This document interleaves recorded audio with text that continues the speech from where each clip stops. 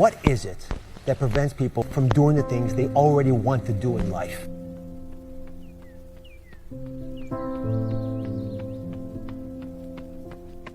The most basic answer, I'm sorry it's so simple, but it's true, it's fear. People making this complex process, this woman was telling me that I don't understand why they don't do this, why I feel this way. I said, it's called fear. Everybody's afraid we're not enough. Everybody's afraid we're not rich enough, smart enough, young enough, quick enough, fast enough. It's human nature. But the secret is to do it anyway. I know that sounds so simplistic. My work when I'm working with somebody is showing them how to condition themselves, like building a muscle, so that you take action first, automatically. Because if you don't do that, it's hard. You lose momentum. It's like, how do I get started? Where do I go? Do anything to start the process of moving forward rather than let fear stop you.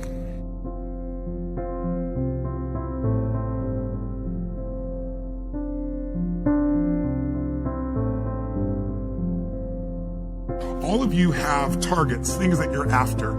If you're going to get a new result, if you're going to grow your business, if you're going to be able to support your mom, if you're going to get rid of the anxiety, if you're going to be able to overachieve and not have all that fear inside of you, you obviously need to get a new result.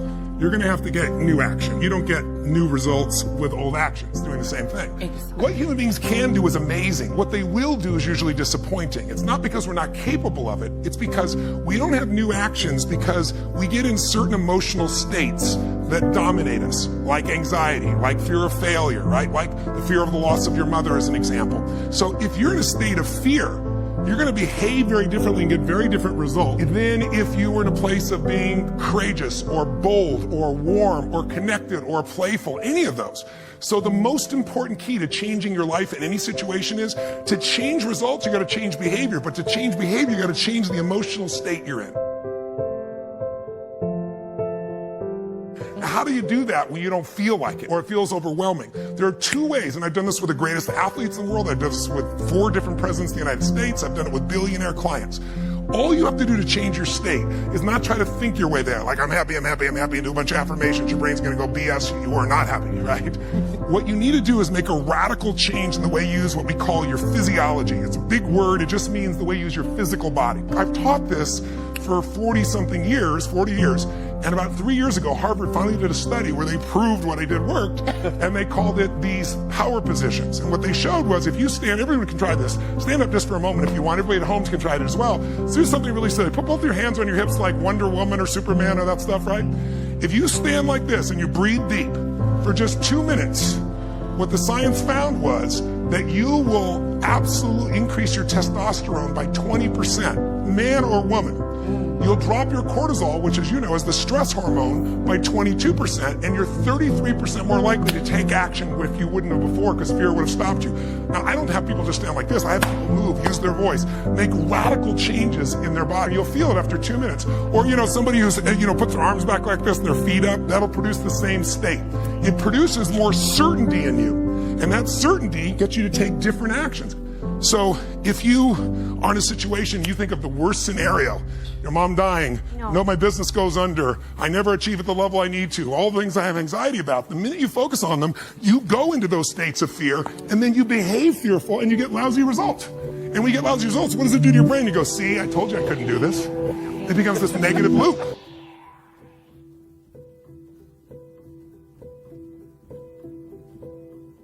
So how do we break out of it? We change our focus by asking better questions. Answer this question in your mind. What is it in your life that you're proud of? If there's something you could feel really proud of right now by focusing on it, your children, yourself, something you accomplished, you did, how many can think of something you could feel proud of? And I don't mean fake pride, ego pride, like where you're making things up. I mean, well, you really did something you're proud of. Good. Right now, close your eyes and focus on how it feels when you're really proud. Focus on that moment you're proud of. How do you breathe when you feel really proud? And if you're a little kid, what happens to your face when you're really proud? You don't hide it, right? There's that big smile on your face. Think of something that you could be really grateful for or excited. Pick either one. Something you could be grateful for, a person, a moment, or something if you wanted to that you could be excited about. Let's use excited for a moment. How many can think of something in your life that if you focused on it, you could feel excited? All right? Close your eyes. And just for a moment, all we're doing is changing your focus. Focus on what could excite you. Feel like it's really happening. Your mom's healing, you break through in the business, you're achieving the level you want. Anxiety is rid from my life. I'm on charge, I'm on top of it. How do you breathe when you feel really excited. Yeah. So if we change the state you're in, just by changing our focus or the way we use our bodies, it's got to be a radical change, right? Here's my question for all of you. If you focus on what you want, life has probabilities, there's no guarantees, but you increase them when you change your state. And that's really what this is all about. Learning to change your body and learning to change your focus.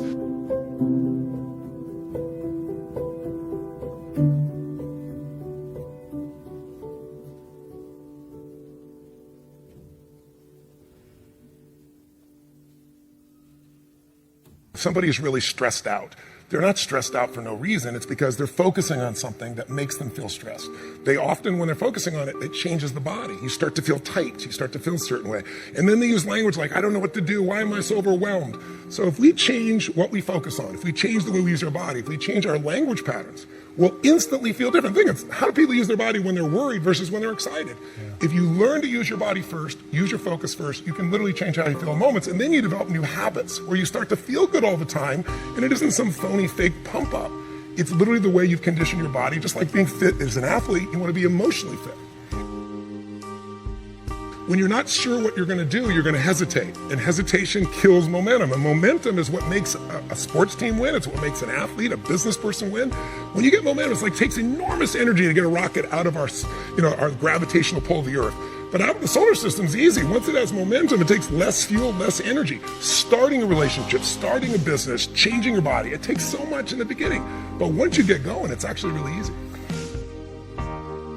We all have a need for certainty. We have a need to know that we can avoid pain, that we can be comfortable. Some people do that when they're stressed by smoking. Some people work out hard to deal with it. Some people eat to try to get that comfort back. If you were certain every moment of your life, you knew what people are going to do, when they're going to do it, how they're going to do it, you'd be bored out of your mind. So we also need uncertainty. If you have too much uncertainty, you freak out. If you have too little, you feel bored out of your mind. And you can get uncertainty or variety by a great conversation, by making love, by taking on a new job or a new career, a new opportunity. You get a million ways. The question is, do you meet your needs in ways that are positive or negative? Because sugar will make you feel good in the moment, but you feel good long term. Smoking a cigarette will make you comfortable and certain.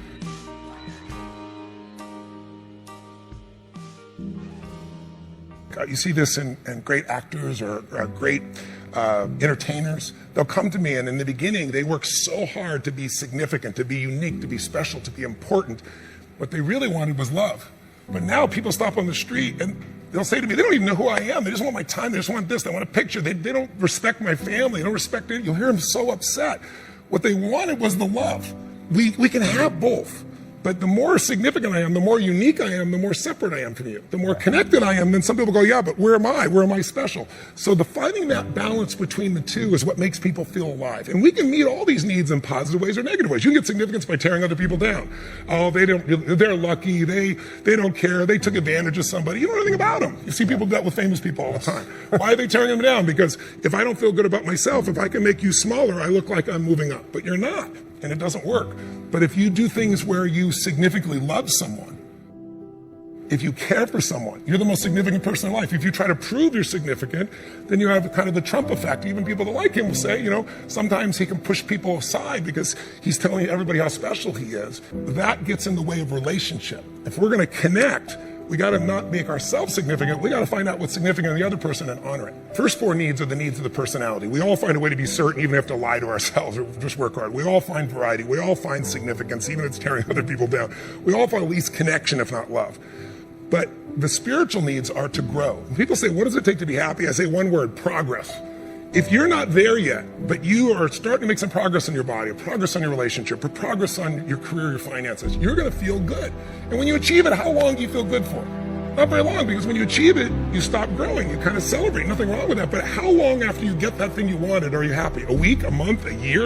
Almost never a year. It's a short time. And the reason is we're not supposed to just sit there at the table of success and celebrate for years. We need to grow to feel alive. And everything in the universe grows or it dies. But when we grow, we have something to give. And when we give, people often say human beings are selfish. I've been selfish. I'm sure you've been at times, but that's not my core and it's not anybody's. And I'll prove it to you. When you're having, all of you at home and all of you here, when you have something great in your life that happens, you learn something, you experience something beautiful, what's the first thing you want to do? Tell people. Share somebody you love. Why? Because when you share with it, it expands. See, pleasure is something coming in from the outside. Happiness is something inside you that you share. And happiness is what people really want. Pleasure, you can get pleasure from alcohol or anything, but some people, it's all about me.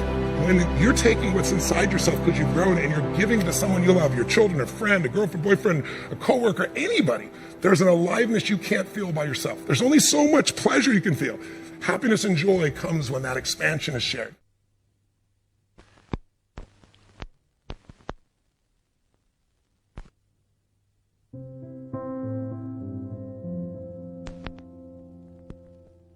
Well, if you want a breakthrough, not just a little change, you can change laterally. You can go from being pissed off to frustrated.